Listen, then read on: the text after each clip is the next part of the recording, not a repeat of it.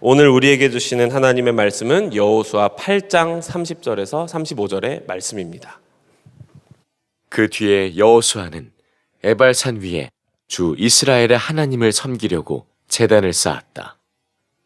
그것은 주님의 종 모세가 이스라엘 자손에게 명령한 대로, 또 모세의 율법책에 기록된 대로 쇠 연장으로 다듬지 아니한 자연석으로 쌓은 제단이다. 그들은 그 위에서 번제와 화목제를 주님께 드렸다. 거기에서 여호수아는 이스라엘 자손이 보는 앞에서 모세가 쓴 모세의 율법을 그 돌에 새겼다. 온 이스라엘 백성은 장로들과 지도자들과 재판장들과 이방 사람과 본토 사람과 함께 궤의 양쪽에 서서 주님의 언약궤를 맨 레위 사람 제사장을 바라보고 서 있었다. 백성의 절반은 그리심 산을 등지고 서고 절반은 에발 산을 등지고 섰는데, 이것은 전에 주님의 종 모세가 이스라엘 백성을 축복하려고 할 때에 명령한 것과 같았다. 그 뒤에 여호수아는 율법책에 기록된 축복과 저주의 말을 일일이 그대로 낭독하였다. 모세가 명령한 것 가운데서 이스라엘 온 회중과 여자들과 아이들, 그리고 그들 가운데 같이 사는 이방 사람들 앞에서 여호수아가 낭독하지 않은 말씀은 하나도 없었다.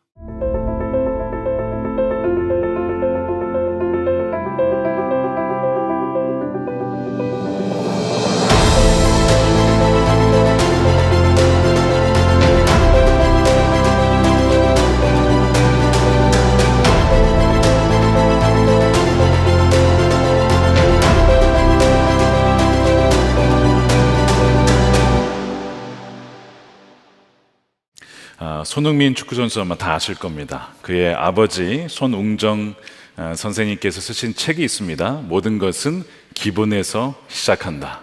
모든 것은 기본에서 시작한다라는 책이 있습니다.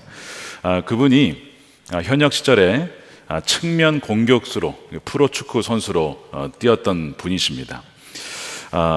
자신이 그 공격수였지만 자신에게는 어떤 수비수 하나 이렇게 제낄 만한 어떤 발기술이나 개인기가 없었다고 해요. 하지만 성적은 내야 했기 때문에 스피드 하나 믿고 치고 달리고 이제 이런 식으로 성적은 냈지만 그것 때문에 몸이 쉽게 망가졌다라고 합니다. 그의 아들 흥민 선수가 되기 전에 아빠 나 축구하고 싶어요. 너 진짜 축구할 거야? 너 정말 힘든데? 진짜야? 정말 하겠다고 하니까 그러면 이 아이를 가르쳐야 될 텐데 이 축구 철학이 중요하잖아요. 뭘로 가르쳐야 되는가 고민을 하다가 축구 철학을 세웠습니다. 그의 축구 철학은 굉장히 명확한데요. 나처럼 하면 안 된다 이겁니다. 나처럼 하면 안 된다가 축구 철학입니다. 그래서 자신과 정반대의 시스템을 갖추고 가르쳐야 한다라는 확신을 갖게 돼요. 그가 본 한국 축구의 고질병은 과정은 생략하고 결과에만 집착하는 데서 시작된 병이다. 그가 이렇게 진단을 합니다. 예를 들어서 소위 그 간결한 순두부 볼터치라고 하죠. 공이 딱 떨어졌을 때 탁 그냥 사뿐하게 받는, 이거는 하루아침에 내는 게 아니라 완전 그 기본기가 갖춘 사람들만이 할 수 있는 거라는 거죠. 그래서 손흥민 선수의 기본기를 채우기 위해서 몇 년을 썼을까요?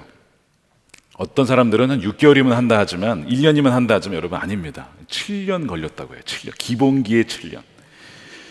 365일 쉬지 않고 친척 집에 놀러 가지도 못하게 하고 그렇게 쉬지 않고 훈련을 시켰다고 해요. 하루를 쉬면 본인이 알고 이틀을 쉬면 가족이 알고 3일을 쉬면 관객이 안다는 말처럼 쉬지 않고 그 아이에게 기본기를 가르치는 데에 전력을 기울였다는 거예요.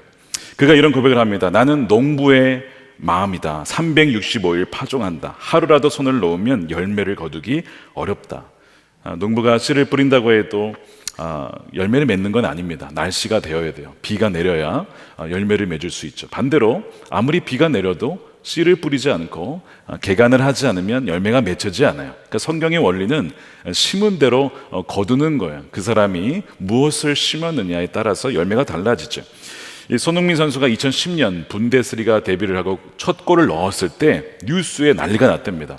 혜성 같은 존재가 나타났다. 근데 이 아버지는 그거를 인정하지 않는다는 거, 동의할 수 없다.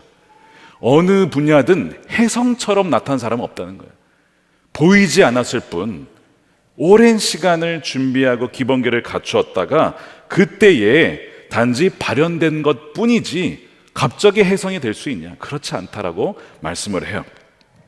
그래서 이 손흥민 선수는 이 아버지의 뼈아픈 경험, 나처럼 하면 안 된다라는 거기서 얻은 결론으로 이 아들부터는 기본에서 다시 시작해서 키워진 선수다. 뭐 그런 내용이 거기에 써 있습니다. 제가 여러분 왜 이 이야기에서 시작할까요? 오늘 본문 말씀은 사실 좀 이렇게 그냥 지나가기 쉬운 말씀 중에 하나입니다. 이 8장 후반부에 이 본문이 사람들이 잘 다루지 않는 부분이지만 사실 굉장히 중요한 부분이에요. 왜냐하면 다시 기본기를 점검해야 된다는 것을 말씀하고 있기 때문에 그래요.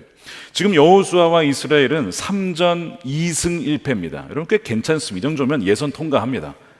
문제는 그게 아니에요. 지금 결과 중요한 게 아니에요.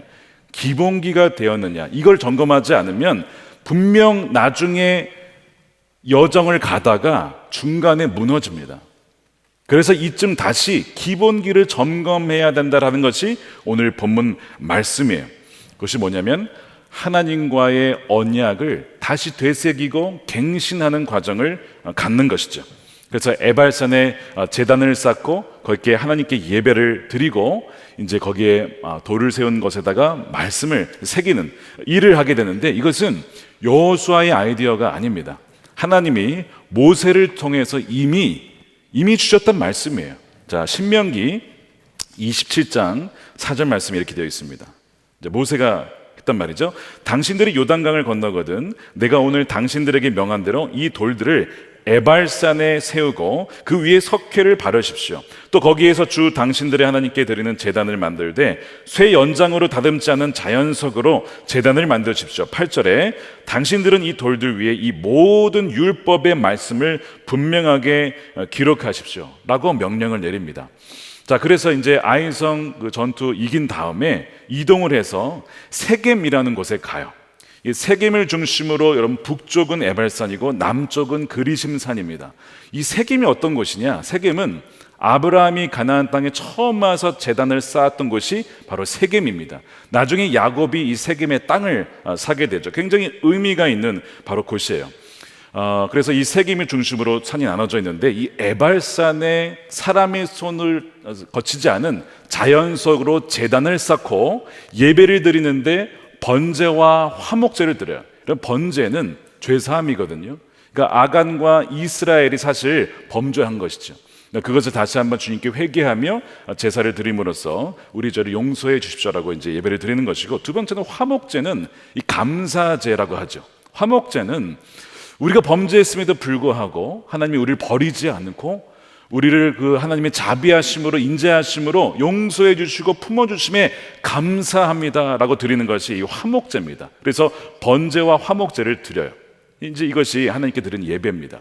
근데 오늘의 또한 초점은 무엇이냐면 그 다음이에요. 32절에 보면 돌에 율법을 새기는 겁니다. 거기에서 여호수아는 이스라엘 자손이 보는 앞에서 모세가 쓴 모세의 율법을 그 돌에 새겼다라고 되어 있는 거예요.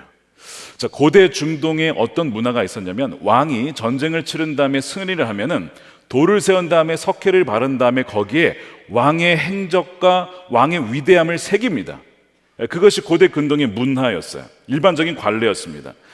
지금 모세가 한 부분이 굉장히 이거와 비슷해요. 근데 여러분 이스라엘의 왕은 누굽니까? 하나님이시죠. 그리고 이스라엘이 승리할 수 있는 비결은 뭐죠?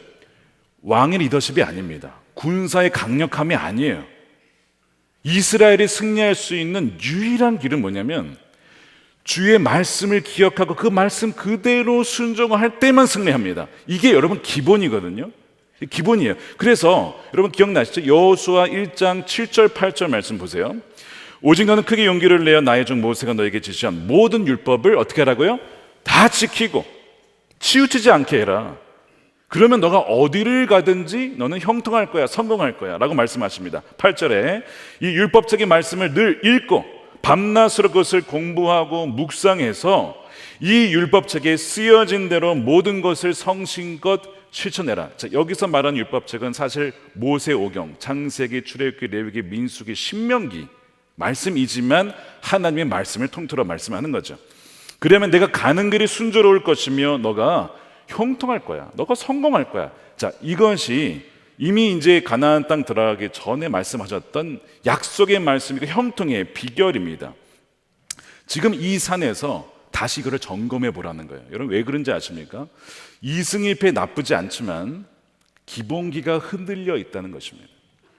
이제 뒤에 보시면요, 어떤 전쟁이 기다리고 있냐.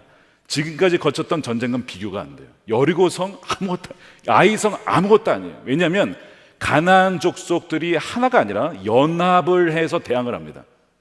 연합을 해서 대항한다고요. 지금까지는 비교도 안 되는 전쟁이 기다리고 있어요. 물론 예상은 하지 어느 정도인지는 가늠은 못하지만 하나님은 아시잖아요. 그러니까 다시 한번 너희의 기본기를 점검해야 된다. 너희의 볼터치를 점검해야 된다. 너희 드리블을 점검해야 된다. 슈팅을 점검해야 된다. 그 사실 경기에서의 결과는 얼마나 기본기가 되어 있느냐에 따라서 그 맺혀진 것 뿐이에요. 승패는 경기장이 아니고 기본기를 어떻게 다뤘냐, 거기서 이미 여러분 승패가 결정된 것이죠. 그거를 말씀하는 거예요. 말씀에 그대로 순종하여 살아가느냐, 그걸 점검해 보라는 거죠. 이 손은정 선생님께서 축구의 비밀을 공개했습니다. 제가 오늘 공개합니다. 축구의 비밀, 공에 있습니다. 너무 쉽지 않습니까? 축구의 비밀이 이거래요. 저도 읽다가 너무 쉬운데, 공을 자유자재로 다루는 능력 외에는 왕도가 없다. 근데 축구 선수조차도요, 자유자재로 정말 잘 다룰 수 있는 사람이 손에 꼽습니다. 볼 감각이야말로 훌륭한 축구 선수가 되는 지름길인데 자기도 프로 축구 선수였지만 자기는 그런 기본기를 갖추지 못했다는 거예요. 솔직하게 인정해요. 그러니까 나처럼 살면 안 된다라고 얘기를 하는 거예요. 나처럼 하면 안 된다. 여러분 여기 지금 새로운 사실 없죠? 공을 잘 다뤄야 된다. 뭐 다 아는 얘기 아닙니까? 자, 그 다음에 기본기, 신앙의 기본기 뭐예요? 말씀을 읽고 묵상하고 연구하여 그대로 살아가는 거. 여러분 어려운 게 있습니까 여기? 다 아는 내용이에요. 다 아는 내용. 저도 신학을 공부하고 오랜 시간 공부하고 지금도 공부하고 하고 있지만 참 모르는 것이 참 많아요. 여전히. 또한 모르는 것도 많지만 또 한 가지는요, 아는 것을 매일 자주 점검합니다. 자, 신앙의 기본기, 하나님을 사랑하고 이웃을 사랑하는, 이게 사실 말씀이 전부거든요. 자, 내가 오늘 행한 것이 이웃을, 우리의 동역자들을, 성도를 사랑하는 것인가? 이 기본기예요. 날마다 점검해야 돼요. 이것은 날마다 점검해야 됩니다. 여기에서 흐트러지면요 다 무너지는 거예요. 여러분 히브리서 5장에 보면요, 너희가 지금쯤 선생이 되어야 할 때인데 아직도 왜 초부에 젖을 먹고 있냐? 이유가 뭔지 아세요? 기본이 안 돼 있는 거예요. 기본이 안 돼 있으니까 너희가 고기를 먹을 수 없다. 똑같은 말씀을 하시는 거예요. 아니 기본기가 안 되는데 어떻게 월드컵에 나가요? 어떻게 프로축구가 선수가 돼요? 그런데 그렇게 되면요 망신을 당하는 것이고 몸이 상하는 것이고 다치는 것입니다. 그 말씀을 지금 하고 있는 것이죠. 그래서 우리가 이웃을 사랑하고 정말 하나님을 마음을 다해 사랑하는가에 대한 부분에 있어서 진지하게 우리가 점검을 해 봐야 한다는 것이죠. 여호수아 1장 7절 8절 하나님만 사랑하라는 거예요. 여러분 하나님을 어떻게 사랑합니까? 하나님 사랑한다는 게 뭐예요? 성경이 뭐라 그랬죠? 하나님을 사랑하면 뭘 해야 되는 거예요? 계명을 지킨다는 거예요. 그 말씀을 하시죠. 예수님도 그 말씀을 하십니다. 너희가 나를 사랑하니 그러면 내 계명을 너희가 지킬 거야. 베드로야 너 나 사랑하니 주께서 제가 주님을 사랑한 줄 아십니다. 그러면 내 양을 먹여라. 내 양을 돌봐라. 내 어린 양을 먹여라. 이걸 말씀하잖아요. 요한복음 14장 15절에 너희가 나를 사랑하면 내 계명을 지킬 거야. 근데 계명을 지키지 않으면 말은 사랑할지 몰라도 실은 사랑하지 않는 겁니다. 21절에 내 계명을 받아서 지키는 사람은 나를 사랑하는 사람이요, 나를 사랑하는 사람은 내 아버지의 사랑을 받을 것이다. 그리고 나도 그 사람을 사랑하여 그에게 나를 드러낼 것이다. 예수님을 드러내신대요. 누구에게요? 계명을 지키는 사람. 왜냐하면 그 사람이 나를 사랑하는 사람이기 때문에 예수님의 자신을 더 그분에게 계시로 알려주시고 드러내시고 증거하시는 겁니다. 왜 나는 예수님을 잘 모를까요? 아무리 말씀을 읽어도 잘 몰라요. 왜 그럴까요? 순종하는 그 훈련을 하지 못해서 그렇습니다. 기본기가 안 되어 있기 때문에 더 나아갈 수가 없는 거예요. 주님과의 그 여정을 더 나아갈 수가 없는 것이고 멈추게 되는 것입니다. 여러분, 계명 지키는 것이 여러분 쉽습니까? 사실 쉽지 않죠. 굉장히 어렵기도 하고요, 무거운 짐처럼 느껴질 때가 있어요. 왜냐하면 이 계명을 지킨다는 것에는 뭔가를 포기하는 것이 있어요. 한계를 짓는 그 의미가 있기 때문에 그렇습니다. 하나님께서 아브라함에게 이제 얘기하신 것이 뭐냐면, 이 아브라함은 내 율례를 잘 지켰다, 이런 얘기를 창세기 26장에 이삭에게 하면서, 너희 아버지는 내 말씀대로 살았어. 물론 실수도 할 때 있었지만 결국에는 내 말씀을 잘 지켰다라고 칭찬을 하시거든요. 그래서 복을 얻었다라는 말씀을 하세요. 근데 이 율례라는 말이 바로 뭐냐면 어떤 제한입니다. 그러니까 말씀을 지키려고 하면 무엇인가가 제한이 있고 무엇인가가 한계가 정해지는 것 때문에 사람들이 힘들어하는 거예요. 예를 들어서 십계명 제1계명을 한번 보십시오. 너는 나 외에는 다른 신을 섬기지 말아라 하잖아요. 그러니까 하나님 외에는 다른 신을 섬기면 안 된다는 거잖아요. 배척하는 게 있죠. 배제하는 것이 있어요. 그러면 다른 신들은 뭐냐? 여러분, 이거는 가짜 신이죠. 우상입니다. 신처럼 보일 뿐 신은 아니에요. 근데 사람들이 왜 이것을 좋아하냐면 쾌락을 주죠, 권력을 주죠, 이런 걸 주니까 너무 사랑하는 거야. 그래서 사람들이 만들어진 신을 섬기게 되는 겁니다. 근데 어찌됐든 하나님께서 나를 사랑하면 이 모든 것들을 너희가 버리게 될 거야 라고 말씀을 하는 거예요. 그러니까 이 하나님을 사랑하는 데에는 뭐가 있냐면 계명을 지키는 것이 있고 무엇인가가 뭔가 이렇게 제외되는 것이 분명히 포함됩니다. 버려야 되는 것들이 있는 거예요. 안식일을 기억하여 지키라 그러면요, 예배하느라 뭘 포기해야 돼요? 다른 시간 어디 가는 거를 포기하는 것입니다. 내려놓는 것입니다. 예수님께서 안식일의 주인은 난데 안식일은 사람을 위해 있는 거야. 사람을 돕고 살리고 죽어가는 생명을 구원하기 위해 안식일이 있는 거야. 그래서 그날에 우리가 뭐 하는 거예요? 섬기고 사랑하고 돕는 거거든요. 오늘 예배 끝나시면 1층에 사역 박람회를 꼭 가보시길 바랍니다. 순종한 자에게 복이 있을지어다. 네, 정말 주님께서 그랬어요. 안식일은 사람을 살리는 거야. 그러다 보면 결국 어떤가를 내 것을 포기해야 돼. 내려놔야 돼요. 그러다 보니까 사람들이 계명을 지키는 것에서 굉장히 부담을 느껴요. 근데 이것이 어렵다고 해서 기본기를 지키지 않고 넘어가게 되면 정말 인생이 더 어려워진다는 것을 성경은 말씀합니다. 이것이 아간이 범한 죄예요. 자, 하나님께서 첫 것을 하나님께 드리라고 했어요. 근데 아간이 듣고도 그것을 무시하고 그 선을 넘어갑니다. 자, 율례는 한계라고 했는데 그 한계를 넘어갔어요. 그랬더니 벌어진 일이 죽음이었습니다. 아간에게 임한 저주였죠. 너무나 안타까운 것입니다.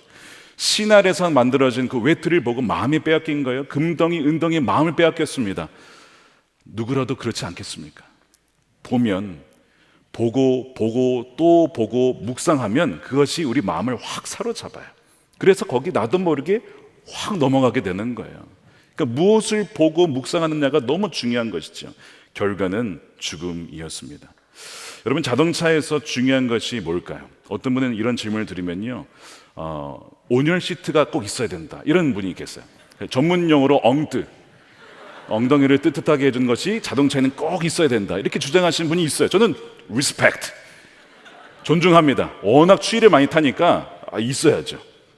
그런데 그럼 자동차에서 중요한 것은 뭐죠? 잘 달리고 잘 서는 겁니다. 이게 기본기예요.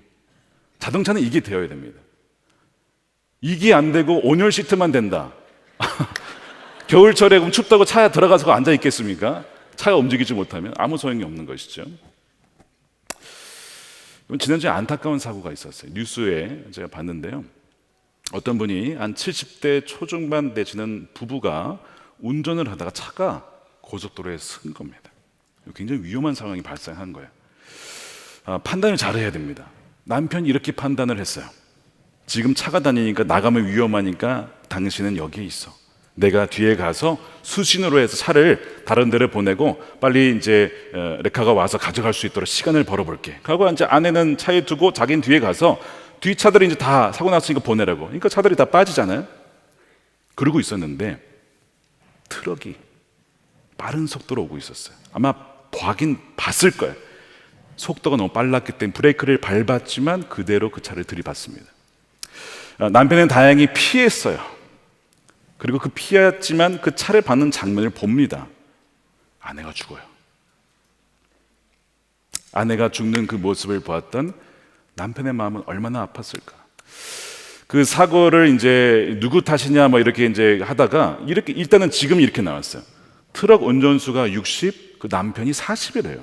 아니 어떻게 40이나 있냐? 이 남편을 변호해준 변호사분이 이런 얘기를 하시는 거예요. 그런 일이 벌어지면 가장 먼저 해야 될 것은 신속하게 차를 버리고 안전한 곳으로 피하는 것입니다. 이게 기본기입니다. 근데 어느 정도 알지만 사람이 당황하면요, 알아도 그를 기억하지 못하거나 당황해서 못합니다. 몰랐을 수도 있어요. 어쩌면 남겨두고 뒤에 가서 수신호하는 것이 가장 최선이라고 생각했는지도 모르죠. 근데 사실 기본기라는 것은 위기 상황에서도 나올 수 있어야 기본기가 되는 거예요. 그런데 어쨌든 너무나 비극이에요. 그런 일이 벌어져서 제가 그 뉴스를 보는데 참 안타까운 마음을 갖게 되었습니다. 그 장면이 카메라에 찍혔어요. 왜냐하면 그 차에 후방 카메라가 있었어요. 좋은 옵션이죠. 충분한 장면이 찍혔는데요. 제가 뭐라고 말씀드렸습니까? 차에 중요한 것이 온열 시트 후방 카메라 있으면 좋지만 그게 기본은 아니에요. 더 중요한 것은 잘 가고 잘 서는 거거든요. 물론 그 남편분이 차를 점검하기 어려운 상황이 있었을 수도 있고요. 바빠서 점검 못했을 수도 있고 재정이 없어서 못했을 수도 있습니다. 근데 어찌됐든 그 차가 기본기를 갖추지 못했던 것이죠. 고장이 난 거예요. 저는 운전을 아버님으로부터 배웠는데요. 아버님이 정말 저에게 주의를 많이 주시면서 운전을 가르치셨습니다. 모든 것을 좌회전 할 때나 우회전 할 때나 항상 점검해야 된다. 그다음에 차량 점검을 알려주시면서 돈을 아끼지 말아야 할 것들 몇 가지를 말씀하실 때 뭐였냐면 브레이크 패드 점검하는 거, 그 다음에 타이어에 돈을 아끼지 말아라. 타이어가 마모되어서 브레이크 밟아다 미끄러져서 사고 나는 경우가 너무 많다는 것이죠. 그래서 이 두 가지에는 돈을 아끼지 말아라. 그래서 제가 미국에 있을 때도 종종 전화하시면요, 타이어 갈았니? 브레이크 패드 점검했니? 종종 그렇게 물어보세요. 걱정이 되시는 거예요. 여러분, 그 기본이거든요. 차가 여러분 가다가 못 쓰면 어떻게 돼? 그 움직이는 폭탄, 그렇죠? 폭탄이 되는 겁니다. 자신도 위험하고 다른 사람도 치게 되는 거예요. 그러니까 항상 기본기를 점검해야 된다는 거예요. 저는 이 사고 장면과 뉴스와 또 오늘 말씀을 이렇게 보면서 들으면서 주님이 우리 모두에게 주시는 아주 중요한 메시지가 있다는 것을 알게 됐습니다. 다윗아, 너와 자신이 신앙의 기본기에 집중하고 우리 온 성도가 다른 화려한 이런 거 없어도 괜찮아요. 신앙에 뭔가 대단한 거 없어도 괜찮아요. 신앙의 기본기 뭐예요? 말씀을 읽고 묵상하고 정말 그대로 살아내는 그 기본기에 너가 거기에 집중할 수 있도록 힘써야 된다. 온 성도가 정말 말씀과 주님과 함께 동행하는 그것을 가장 기본으로 삼고 그것을 항상 매일 점검할 수 있도록 해야 한다라는 말씀을 주고 계심을 확신하게 되었습니다. 신앙의 기본기는 바로 그거예요. 다시 기본에서 시작해서 말씀으로 주님과 동행하고 기도함으로 이 말씀을 또한 살아낼 수 있도록 주님께 나아가라는 것이죠. 자, 그래서 세겜에서 하나님 말씀을 하시는 거예요. 자, 본문으로 돌아가면요, 여호수아가 돌의 율법을 새기죠. 자, 그래서 세겜을 중심으로 북쪽에는 저주를 상징하는 에발산에 6지파가 산을 등지고 쓰고요, 남쪽에는 이 축복을 상징하는 그리심산에 6지파가 산을 등지고 말씀의 궤를 메고 있는 그 제사장들을 향하여서 서 있습니다. 자, 그러면 북쪽인 누가 쓰느냐? 루벤, 갓, 아셀, 수불론, 단, 납달리 지파가 쓰고, 남쪽의 이 산에는요, 시몬, 레위, 유다, 이사갈, 요셉, 베냐민 지파가 서게 됩니다. 이 기준이 뭐냐? 레아와 라헬이 낳은 자녀들은 이 그리심산에 있는 거고, 라헬의 두 여종이 있었습니다. 이 실바와 빌하의 후손의 지파는 북쪽에 서요. 예외는 루벤인데, 루벤은 왜 거기 섰냐? 루벤은 아버지께 범죄한 사람입니다. 그래서 장자권을 상실하죠. 그래서 이 에발산에 서게 되는 거예요. 근데 어찌됐든 더 중요한 것은 뭐냐면 말씀에 순종하면 복을 받지만 불순종하면 저주를 받는다. 이제 이 말씀을 온 모든 이스라엘 백성이 남과 북으로 나뉘어서 말씀을 중심으로 그것을 듣고 저주의 말씀에도 아멘, 그 다음에 축복의 말씀에도 아멘 합니다. 우리가 불순종하면 우리에게 저주가 임할 것입니다. 아멘이고요. 순종하면 복을 받을 것입니다. 거기에도 아멘을 하는 거예요. 이제 이 장면이 오늘 본문의 장면입니다. 그런데 여러분, 이 축복과 저주에 대한 이 말씀이 이 두 갈래가 있다는 것을 구약에만 말씀하는 게 아니고요. 예수님도 말씀을 하셨어요. 어디서 하셨죠? 기억나세요? 생명의 문이 있고 뭐예요? 멸망의 문이 있다. 그러니까 글로 가는 길이 있다는 거예요. 좁은 길, 넓은 길, 어디로 갈 거냐? 생명으로 가는 길은 그 좁다는 거예요. 좁은 문을 통과해야만 된다는 것이고, 사람들이, 근데 대부분의 사람들이 넓은 문으로 가는데 그 길을 가면 멸망의 길, 파멸의 길, 죽음의 길이라는 거예요. 그러므로 어떻게 하라 그랬어요? 좁은 문 들어가기를 너희가 힘써야 된다. 여러분, 이것이 물론 성령에 의해서 우리가 가는 거지만 분명히 주님이 힘써야 된다, 찾아야 된다, 우리의 어떤 의지가 필요하다는 것을 분명히 말씀을 해요. 그렇지 않으면 그냥 세워라 내워라 흘려서 세태에 휩쓸려서 우리는 나도 모르게 넓은 문으로 들어가게 되고 파멸의 길로 가게 된다는 겁니다. 예수님이 이거 말씀하셨잖아요. 그게 어디에서 하신 말씀이에요? 산상수훈, 산에서. 그러니까 지금 오늘 이 에발산 그리심산 동일한 거 아닙니까? 자, 거기에서 여호수아가 8장 34절에 이렇게 얘기를 하죠. 그뒤 여호수아는 율법책에 기록된 축복과 저주의 말을 일일이 그대로 낭독하였다. 자, 그래서 저주에 대한 말씀에도 아멘을 하는데 신명기 27장에는 저주의 말씀이, 28장에는 순종하면 받는 복에 대해서, 나중에 여러분 예배 끝난 다음에 집에 가셔서 27장과 신명기 28장 한번 꼭 읽어보시기 바랍니다. 어떤 저주와 복이 약속되어 있는지를 한번 보시기 바라요. 자, 일부 27장 15절에 보면 이렇게 되어 있습니다. 주님께서 역겨워하시는 우상을 새기거나 부어 만들어서 그것을 은밀한 곳에 숨겨놓는 자는 저주를 받는다 하면 모든 백성은 아멘하고 응답하십시오. 아버지와 어머니를 공경하지 않고 업신 여기는 자는 저주를 받는다 하면 모든 백성은 아멘하십시오. 이 율법 가운데 하나라도 실행하지 않는 자는 저주를 받는다 하면 모든 백성은 아멘하십시오. 에발산에 있는 사람들은 이 말씀을 듣고 아멘을 하는 거예요. 우리가 불순종하면 이런 벌을 마땅히 받을 것입니다. 이렇게 아멘을 하게 되는 거죠. 근데 저는 이 말씀을, 이 저주에 대한 말씀을 읽는데요, 이 저주의 말씀이긴 하지만 이것이 사실은 우리에게 주시는 생명의 말씀임을 알게 됐어요. 왜 그런가? 저는 어릴 적부터 자라나면요 늘 들었던 말씀이 있습니다. 거의 매일같이 들었던 말씀이 뭐냐면, 학교를 갈 때, 유치원을 가든 횡단보도를 건널 때 그냥 건너면 안 된다, 빨간불에 건너면 큰일 난다, 이 말을 계속 들은 거예요. 그래서 건널 때 그걸 확인을 하고, 파란불에 건너야 되지만 손을 들어야 되고, 그 다음에 차가 오는지를 꼭 확인하고 건너야 된다, 이 말을요 매일 들었어요.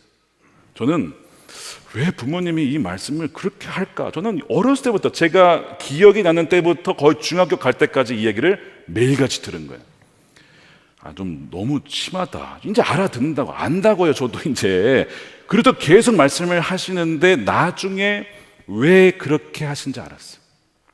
저희 가정에 교통사고로 자녀를 잃은 아픔이 있었던 것을 나중에 저는 이제 커서 안 거죠. 어리니까 차가 오는 줄도 모르고 길을 건넜다가 목숨을 잃었어요. 기본기를 제대로 가르치기도 전에, 기본기가 무엇인지 알기도 전에 그렇게 된 겁니다. 그러니까 부모님께서 제가 어릴 때부터, 말귀를 알아들을 때부터 말씀을 하신 게 뭐냐면, 횡단보도 건널 때 차 주의해야 된다, 손을 들고 건너야 된다, 그냥 건너면 안 된다. 그 마음에 무슨 말이에요? 뭐뭐 하지 말아라가 아니라 보호하고 싶어서, 생명을 보호하고 싶어서 주신 말씀이었다는 것을 나중에 커서 철이 들고 나서야 알았어요. 그러니까 제 마음에는요 그 부모님의 메시지가 여전히 새겨져 있는데, 마치 그것이 주님이 저에게 주신 것처럼 제 영혼에 새겨져 있는 거예요. 그래서 그것이 어떤 안 된다, 하지 말아라 라는 속박이 아니라 뭘로 느껴져요? 안전벨트, 저를 지켜준 안전벨트와 같이 느껴지는 거예요. 보호해준 것처럼 느껴지는 거예요. 생명의 말씀으로 여겨지는 것입니다. 저도 이제 아이들 낳다 보니까요, 저도 모르게 건널 때 어떻게 해야 돼? 빨간불에 안 된다, 아무리 차가 없어도 조심해야 된다, 확인해야 된다, 그걸 가르치니까요, 막내가 어디를 가든지 이러면서 건너는 거예요. 어디를 가든지 이러면서 효과가 있는 것이죠. 기본기를 가르쳐야 됐다는 것이죠. 여러분, 이 저주의 말씀이 우리를 저주하라고 주신 말씀이 아니에요. 우리가 죽을까봐, 정말 우리가 죽을까봐 사랑하셔서 오죽 사랑하시면 이 저주의 말씀 얼마나 많은지 몰라요. 이게 저주 받아라가 아니고 너희 살아야 된다, 너희 살아야 돼, 죽으면 안 돼. 그 간절한 그 부모님의 마음, 자녀를 잃었던 그 아픔으로 자녀를 사랑하는 마음으로 했던 그 애절한 마음으로 주시는 거예요. 그러니까 이 에발산인 사람들은 다 저주받은 사람들이 아니잖아요. 왜 아멘 하는지 아세요? 그 아버지 하나님의 마음의 심정이 느껴지니까 아멘, 저희가 불순종하지 않겠습니다, 불순종하지 않겠습니다, 아멘, 아멘, 순종하겠습니다, 이렇게 아멘으로 답하는 것입니다. 여러분, 결혼할 때 서약하시죠? 억지로 하신 분 계십니까? 유기성 목사님도 그렇고 저도 이제 주례를 할 때 서약하기 전에, 자, 하기 싫으면 이제 이때 그만둬야 됩니다. 여기서 더 진행되면 이제 돌이킬 수가 없으니까 마음에 안 들면 여기서 그냥 끝내야지 뭐 어떻게 했어. 그래서 이제 서약을 하게 되는데, 서약의 기본이 뭐예요? 다른 뭐 고백이 많지만 핵심은 이겁니다. 당신만을 사랑하겠습니다, 이거잖아요. 내가 아내를 사랑함으로 뭘 포기하는 거예요? 아내 외에 이 지구상의 모든 여성에 대한 거는 다 포기하는 거예요, 이제. 그거죠. 그러니까 사랑하면 뭘 해든 포기하는 거예요. 제한이 생겨요. 남편을 사랑하기 때문에 다른 모든 남자에 대한 가능성은 다 죽는 거야, 이제. 그거를 서약하는 거예요. 여러분, 이게 의무입니까? 무겁습니까? 힘듭니까? 사랑하면 당연히 그렇게 하는 거예요. 아내만을 사랑하고 남편만을 사랑하고. 그래서 아내를 사랑하기 때문에 다른 뭐 이렇게 예쁜 여성을 보면 그게 재앙인 거죠, 이제. 조심해야 되는 거예요. 조심해야 돼. 우리 아내만을 사랑. 모든 가능성 다 죽는 거예요. 그게 결혼 서약, 이게 기본기입니다, 이게. 근데 사실 왜 가정이 무너져요? 기본기가 안 되는 거예요. 어떤 사람이 그래요. 나는 결혼을 해도 사랑에는 한계가 없는 거 아닙니까? 사랑에는 바운더리가 없대. 그런 얘기 할 수 있죠. 사랑은 다 포용하는 거래, 이거예요. 그러니까 나는 아내도 사랑하고 다른 여성들도 사랑하겠다. 그러면 이제 서약하면 안 되는, 거기서 서약하면 안 되는 거죠. 근데 이게 안 되니까, 선을 넘어가니까 문제가 발생하는 거예요. 이게 사랑에 한계가 없다고 해서 좋을 것 같지만 넘어가면요, 이게 이제 재앙입니다. 파탄이라는, 엄청난 아이들의 상처를 받게. 그러니까 기본기가 안 된 상황에서 결혼 생활을 시작을 하고, 그런 식으로 계속 경기를 치르고 어느 정도 점수는 내겠지만 승리도 해요. 2승 1패. 그러나 그대로 계속 가게 되면요, 많은 사람들의 상처를 주게 돼요. 다시 기본으로 돌아가야 돼요, 날마다. 좀 부끄럽지만 저와 아내가 매일 아침에 일어나면 하는 것이 굿모닝 키스. 죄송합니다. 굿모닝 키스까지는 아니고 뽀뽀, 그 다음에 포옹입니다. 포옹. 여러분, 이게 별거 아닌 것 같지만요, 그 굉장한 사랑의 표현이죠. 그걸 통해서 부부는 하나다, 당신만을 사랑해, 그것으로서 외부에서 오는 모든 유혹과 공격을 막아주는 것. 별거 아닌 것 같아도 그 포옹 하나가, 여러분 사랑하시는 여러분 배우자, 별거 아닌 것 같아도 여러분 안아주시고 사랑해. 남자는 잘 그 말을 잘 못하잖아요. 깊이 사랑하니까 속으로. 근데 여성은 사랑해라는 말을 들을 때 사랑받는다라고 느껴요. 대부분 그렇습니다. 남자는 인정해 줄 때 사랑받는다라고 느껴지지만 그게 달라요. 어쨌든 그것이 너무 중요한 것입니다. 그래서 여러분, 사랑한다는 것이 배제하고 무엇인가를 어떤 포기하는 것이 있지만 기쁘게 그렇게 하는 것입니다. 기쁘게. 이것이 무거운 짐이 아니라는 거예요. 얼마 전에 어떤 분이 그러시는 거예요. 율법은 폐해졌는데 왜 자꾸 율법 얘기하시냐. 여러분, 율법으로는요 구원받지 못합니다. 갈라디아서의 사도 바울이 율법은 그리스도까지 인도할 수 있지만 우리를 구원시키지는 못한다, 몽학선생이다라는 말씀을 하죠. 우리가 율법을 지킴으로써 구원받는 거 아닙니다. 율법을 지킴으로써 더 거룩해지는 것도 아니에요. 율법을 지킴으로써 더 하나님께 사랑받을 수 있는 것도 아니에요. 그분의 사랑은 이미 완전합니다. 그 율법에 한계가 있어요. 그래서 주님께서 뭐라고 하시냐면 율법을 내가 폐하러 온 것이 아니다. 나는 완성하러 왔다라고 말씀을 하시거든요. 마태복음 5장 17절에 내가 율법이나 예언자들의 말을 폐하러 온 줄로 생각하지 말아라. 폐하러 온 것이 아니라 완성하러 왔다. 내가 진정으로 너에게 말한다. 천지가 없어지기 전에는 율법은 1.1획도 없어지지 않고 다 이루어질 것이다. 누구든지 계명을 행하며 가르치는 사람은 하늘나라에서 큰 사람이라고 일컬어질 것이다. 반면에 율법은 폐해졌는데 왜 하냐? 작은 사람이라고 말씀을 해요. 예수님께서 사탄에게 유혹을 받으셨을 때 대적했던 말씀이 다 신명기 말씀인 거 아시죠? 예수님이 쓰셨던 말씀이 대부분 다 구약 말씀이에요. 근데 율법이 폐해졌으니까 이제는 말하지 말라고요? 아닙니다, 여러분. 율법은요, 성경의 모든 율법과 말씀은 핵심이 뭐예요? 하나님을 사랑, 이웃 사랑이에요. 하나님을 어떻게 사랑해야 됩니까? 거룩히 안식일을 지켜야 된다. 이웃을 어떻게 사랑해야 됩니까? 도둑질을 하면 안 돼. 간음하면 안 돼. 누구 빼앗으면 안 돼. 그것이 이웃을 사랑하는 거예요. 그러니까 모든 율법은 다 뭐예요? 사랑, 어떻게 사랑하는지를 보여주는 거예요. 소 입에 망을 씌우지 말아라. 이게 도대체 우리랑 무슨 상관이냐? 동물을 보호해 주라는 거예요. 일한 사람들 마땅히 일한 그 대가를 받을 수 있도록 해줘야지. 착취하지 말라는 거예요. 노동 착취하지 말라는 것입니다. 이게 다 율법이지만 다 뭐예요? 사랑이에요. 그러니까 율법은 다 사랑입니다. 그래서 오늘 말씀에 이제 순종하면 받는 복에 대한 말씀이 이제 나오는데, 오늘 본문엔 자세히 나오지는 않지만 신명기 28장에는 그것이 나와요. 자, 이렇게 한번 해봅시다. 여기가 이제 여호수아와 제사장들이 이제 언약궤를 메고 서 있고, 여호수아가 그리심산, 자, 여기가 지금 다 그리심산이에요. 이제 여러분들이 그리심산에 서 있는 그 6지파라고 생각해 보세요. 제가 이제 복에 대한, 순종하면 받는 복에 대한 말씀을 할 때마다 마지막에 여러분 크게 아마 아멘을 해보시기 바랍니다. 다 할 수는 없지만 몇 가지만 해볼게요. 당신들의 하나님의 말씀에 순종하면 이 모든 복이 당신들에게 찾아와서 당신들을 따를 것입니다. 당신들에게 대항하는 적들이 일어나도 주님께서는 당신들이 보는 앞에서 그들을 치실 것이니 그들이 한 길로 쳐들어왔다가 7길로 뿔뿔이 도망칠 것입니다.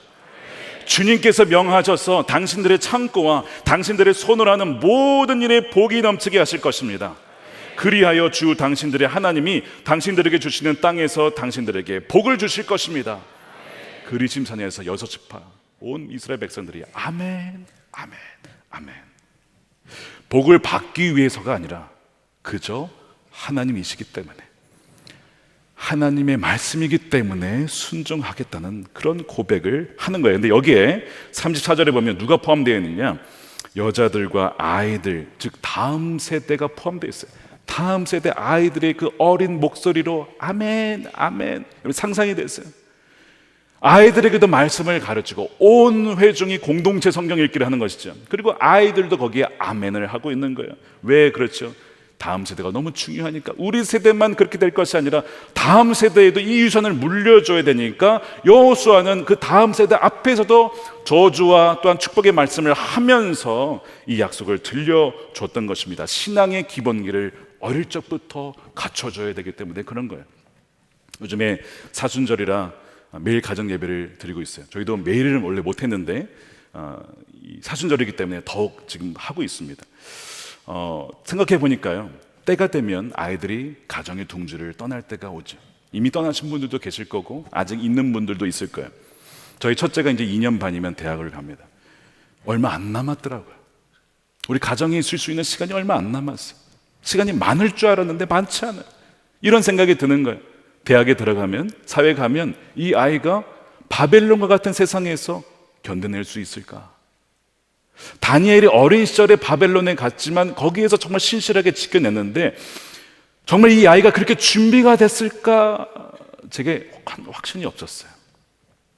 그래서 이 기간을 삼아서 우리 아이들에게 길게는 못해도 10분만이라도 오늘 우리 함께 읽는 통독 말씀을 읽고 우리 함께 말씀 읽은 것을 다 나누고 다 손잡고 기도하는 거예요. 하나님, 이 말씀 주심에 감사합니다.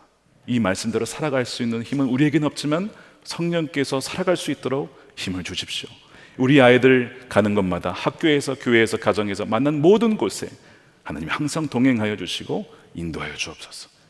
여러분 10분이면 여러분 좋게요. 뭐 많은 시간은 아니지만 10분만 드려도요, 아이들이요 그 말씀을 듣고 새기게 돼요. 뭐가 생기는 거예요? 기본기가 생기는 것입니다. 그리고 이제 세상으로 보내는 거예요.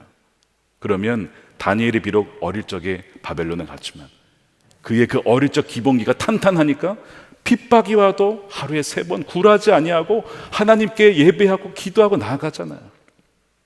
사랑하는 여러분, 여러분들의 자녀들이 다니엘처럼 어릴 적부터 신앙의 기본기가 튼튼한 자녀로 자라가기를 축복합니다. 오늘 이 말씀 그대로 순종할 때 그 복이 임할 거예요. 사실 이 모든 저주와 축복에 대한 것이 누구에게 있냐면 주님께 있어요.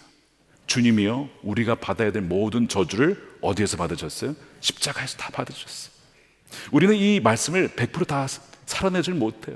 그러면 저주를 받는데 이미 주님이 그 저주를 십자가에서 다 받으셨어요.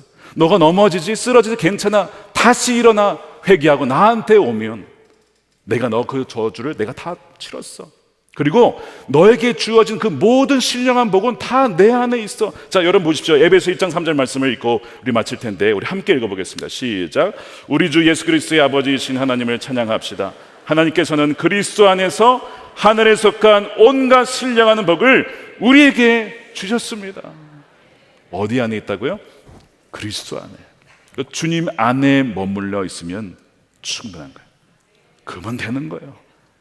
사랑하는 여러분, 다시 기본으로 돌아가십시다. 다시 기본을 점검하십시다.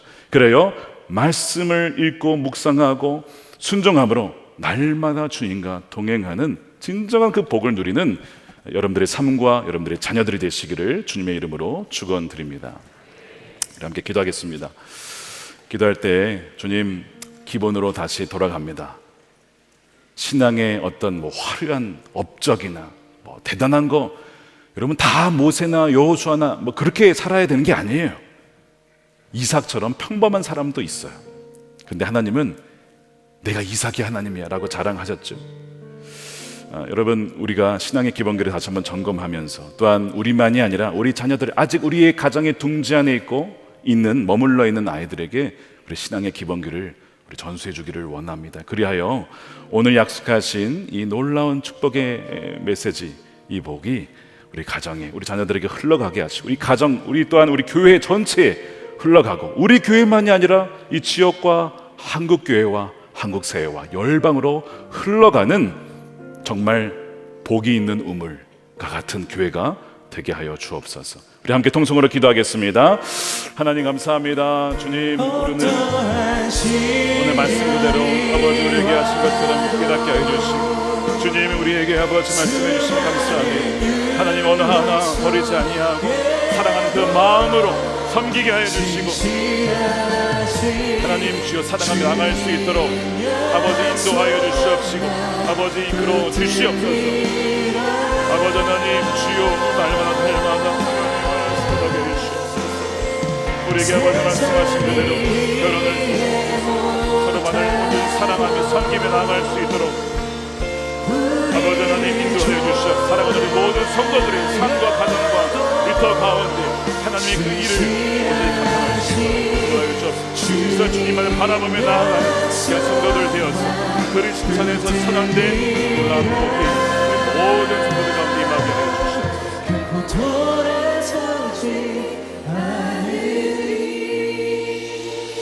하나님 감사합니다. 오늘 이 세겜에서 에벨산과 그리심산에서 선포한 메시지, 주님 그것이 오늘 우리에게 온전히 새겨져서 말씀에 순종한 자에게 임하는 놀라운 복이 임하게 하여 주시옵소서.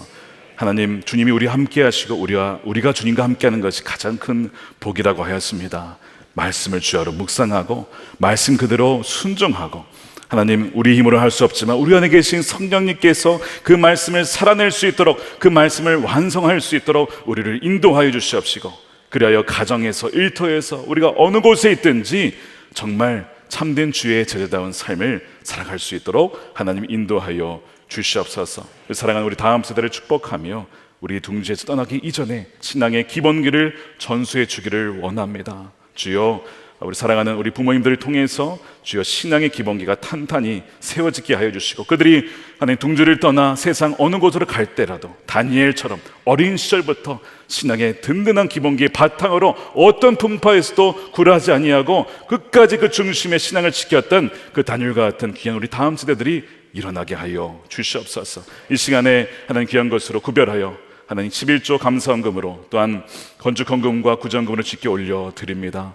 드리는 손길과 마음의 중심을 주여 기쁘게 받아주시고, 저의 삶에 또한 가정에 또한 일터에 기업에 하나님 차고 넘치도록 풍성하게 부어주시는 은혜가 있게 하여 주시고, 저들만이 아니라 또한 다른 이들을 위하여서 흘려보낼 수 있는 복의 통로로 삼아 주시옵소서. 이 나라의 복을 허락하여 주시고 하나님의 경외하는 나라가 되게 하여 주시옵소서. 남과 북이 복음으로 통일되게 하여 주시고, 억눌린 자들을 속히 풀어 주시옵시고, 땅끝까지 복음이 온전히 전파되게 하여 주시옵소서. 주님이 오시는 그날 우리 모두가 거룩한 신부로 맞이할 수 있도록 주여 우리 모든 성도들 한 명 한 명, 한 가정 한 가정을 축복하여 주옵소서. 감사하며 우리 주 예수 그리스도의 이름으로 기도드립니다. 아멘. 다 같이 일어나셔서 돌아서지 않으리 함께 찬양하겠습니다.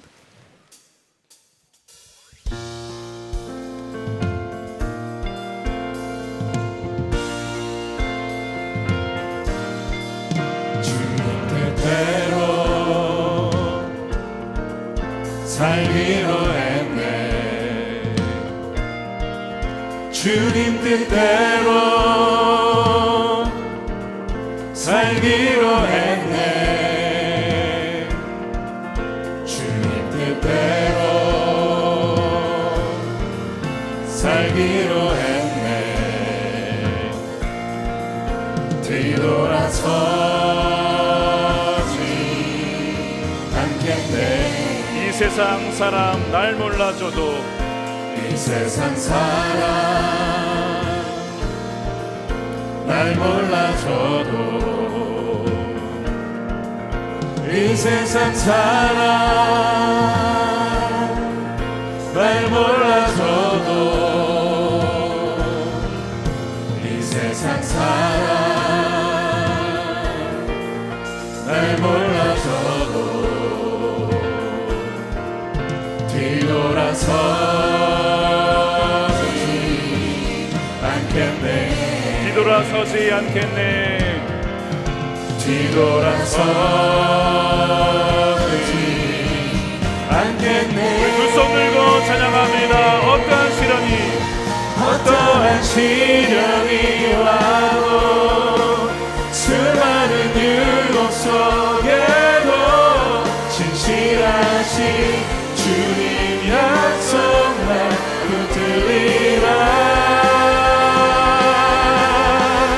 세상이 이해 못하고 우리를 조롱하여도 진실하신 주님 약속만 붙들리라. 어떠한 시련이 와도, 어떠한 시련이 와도 수많은 유혹 속에도 진실하신 주님 약속만 붙들리라. 세상이 이해 못하고 우리를 조롱하여도 진실하신 주님 약속만 붙들리라. 돌아서지 않으리.